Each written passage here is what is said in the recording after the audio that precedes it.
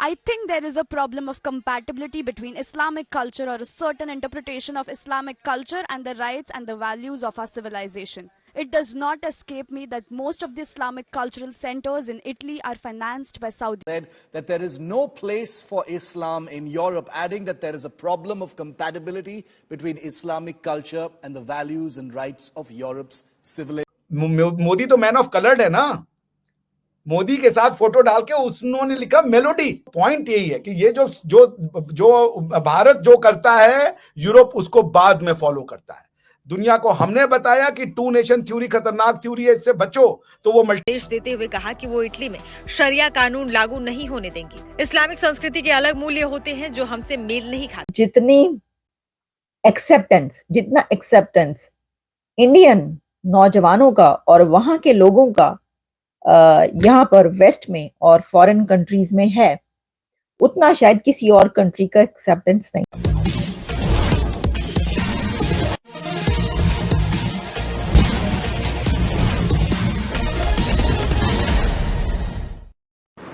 Italy के प्रधानमंत्री Giorgia Meloni का वह बयान जिसमें उन्होंने कहा है कि इस्लामिक धर्म के मानने वालों के लिए दुनिया छोटी होती जा रही है, खासकर यूरोप में अब इन लोगों के लिए कोई स्थान नहीं बचा है। उनका यह भी कहना है कि भारत ठीक ही कहता है कि इस्लामिक कट्टरपंथी जहाँ भी जाते हैं अपने धर्म को थोपना चाहते हैं, उस देश के सभ्यता और संस्कृति के साथ नहीं मिलकर रहना चाहते, जबकि इसके विपरीत भारतीय जहाँ भी जाते हैं उस देश की संस्कृति सभ्यता में रच बस जाते हैं। जॉर्जिया मेलोनी के बयान को आइए आगे बढ़ाते हैं। उनकी महिलाओं ने साड़ी को अपना माना। अब हमारे कुछ मुस्लिम फ्रेंड हैं, वो कह रहे हैं मुसलमान होकर साड़ी पहन रही है, बिंदी लगा रही है। पारसियों ने साड़ी को अपना ड्रेस बनाया। अगर उन्होंने सली बोटी को अपना खाना बनाए रखा तो उन्होंने लोकल खाने को अपनाया। बात यही हो रही है कि मुसलमानों को कोई नहीं कह रहा कि आप अपना गॉड छोड़ दीजिए। दो चीजें कीजिए कि आपका गॉड आपका है, वो आपका फ्रीडम है, उसको आप सच्चाई समझने की कोशिश कतई ना करें। तो यूरोप भी इसी चीज का शिकार है। यूरोप में कोई एंटी इस्लाम या ऐसा कुछ नहीं है। यूरोप के लोग इतने भी पागल नहीं है, और पागल तो हर जगह मिल जाएंगे आपको। लेकिन ये जो आप जॉर्जिया मेलोनी और घेट विल्डर और इस टाइप के लोग जो आ रहे हैं, वो ये कह रहे हैं कि भाई हमारी कल्चर को एक्सेप्ट रेस्पेक्ट दो। तुम हमारी लड़कियों को प्रोस्टिट्यूट कह रहे हो, यहाँ शादी कर रहे हो, लेकिन तुम्हारी लड़की अगर किसी से यहाँ शादी कर ले तुम उसकी गर्दनें काट दोगे। ये क्या तरीका है? जब मैं जर्मनी और फॉरेन कंट्रीज में है, उतना शायद किसी और कंट्री का एक्सेप्टेंस नहीं है। अच्छा, इसकी एक बड़ी मिसाल देखिए, चाइना की उस तरीके से नहीं है एक्सेप्टेंस वेस्ट में तो हो भी नहीं सकती ना चाइना की इंडिया के उससे। अगर ऐसा हो तो पूरी दुनिया की जो टेक कंपनीज हैं उसके सीईओज जो हैं वो इंडियन ना हो, वो चाइनीज हो। क्या कहते हैं आप? मैं सही कह रही हूँ नहीं? कि अगर ऐसा हो तो जो टेक कंपनीज गूगल से लेकर और कौन कौन सुंदर पिचाई से लेकर और वर्ल्ड बैंक तक जितने हमें नजर आते हैं, हमें पता चलता है कि ये यहाँ पर तो हर जगह पर जो है वो इंडियन यूथ छाई हुई है और उनके जो है सीईओज लगे हुए हैं।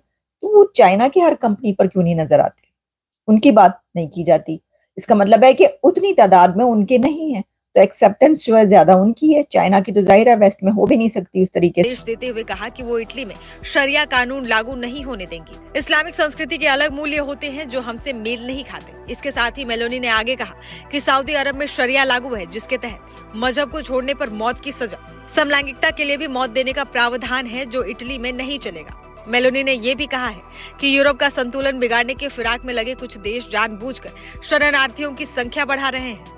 इटली की प्रधानमंत्री जॉर्जिया मेलोनी का ये बयान रोम में उनकी धुर दक्षिणपंथी पार्टी ब्रदर्स ऑफ इटली द्वारा आयोजित एक मोदी तो मैन ऑफ कलर्ड है ना, मोदी के साथ फोटो डाल के उन्होंने लिखा मेलोडी। पॉइंट यही है कि ये जो भारत जो करता है यूरोप उसको बाद में फॉलो करता है। दुनिया को हमने बताया कि टू नेशन थ्योरी खतरनाक थ्योरी है, इससे बचो, तो वो मल्टीकल्चरिज्म पढ़ा रहे थे। हमने बताया कि टेररिज्म नाम का फिनोमिना होता है तो कहते थे लॉ एंड ऑर्डर का प्रॉब्लम है, आपको पता ही नहीं है कि स्टेट्स कैसे चलती है, गवर्नमेंट कैसे चलता है, तो हम बताएंगे। आज उनको टू नेशन थ्योरी भी समझ में आ गई और आज उनको टेररिज्म भी समझ में आ गया। आप टेररिज्म के लिए दुनिया भर में FATF खोले बैठे हो। So India is the world guru. अभी हाल में ही एक रिपोर्ट प्रकाशित हुई है जिसमें यह बताया गया है कि इस्लाम धर्म को छोड़कर दूसरे धर्म के मानने वाले जिस देश में बहुसंख्यक हैं, जैसे भारत में हिंदू धर्म के मानने वाले बहुसंख्यक हैं, उसी तरह अमेरिका और यूरोप के अन्य देशों में क्रिश्चियन धर्म के मानने वाले बहुसंख्यक हैं। यहाँ पर इन बहुसंख्यक धर्म यानी हिंदू और क्रिश्चियन धर्म की जनसंख्या घट रही है, जबकि इन्हीं देशों में रहने वाले मुस्लिम लोगों की जनसंख्या में बढ़ोतरी हो रही है।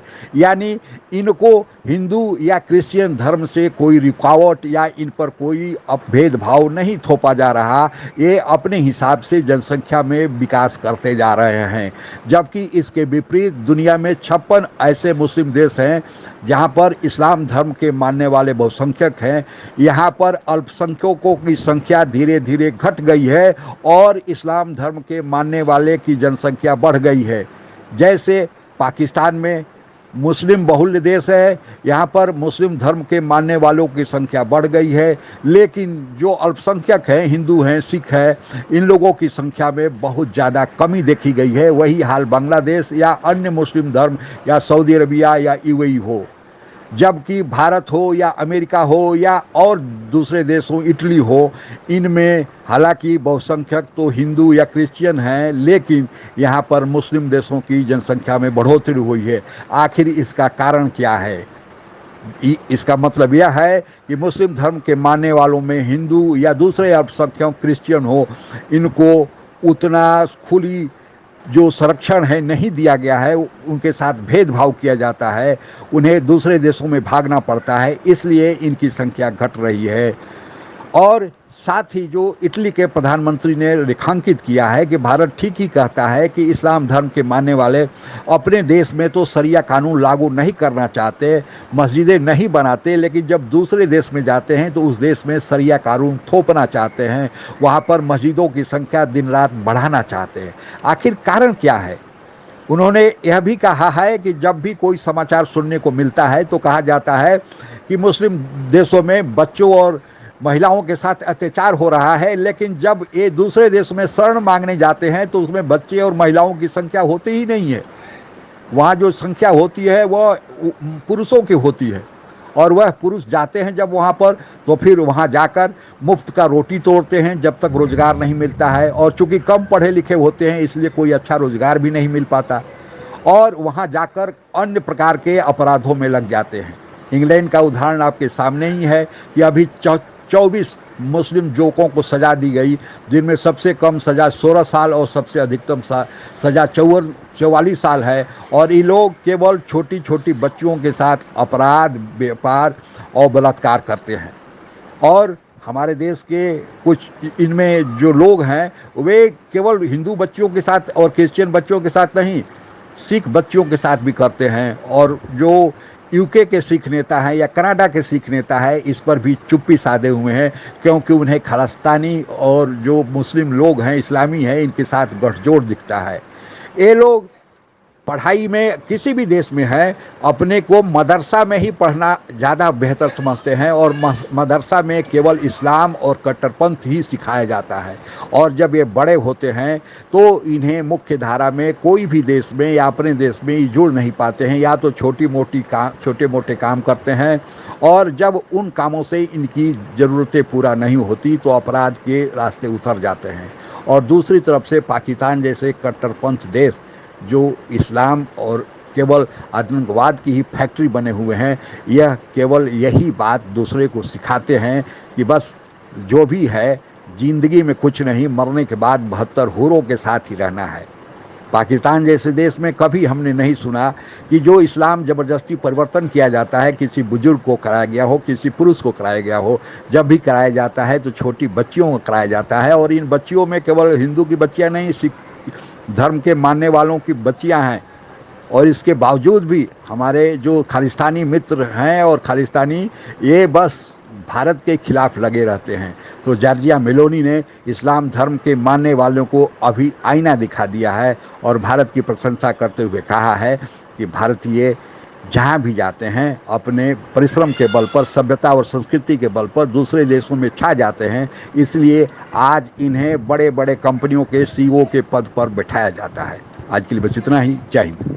आप अगर हमसे जुड़ा रहना चाहते हैं तो कृपया मेरे चैनल को सब्सक्राइब करें तथा बेल आइकन भी दबा दें ताकि नई वीडियो की जानकारी तुरंत आप तक पहुंच जाए। धन्यवाद। जय हिंद।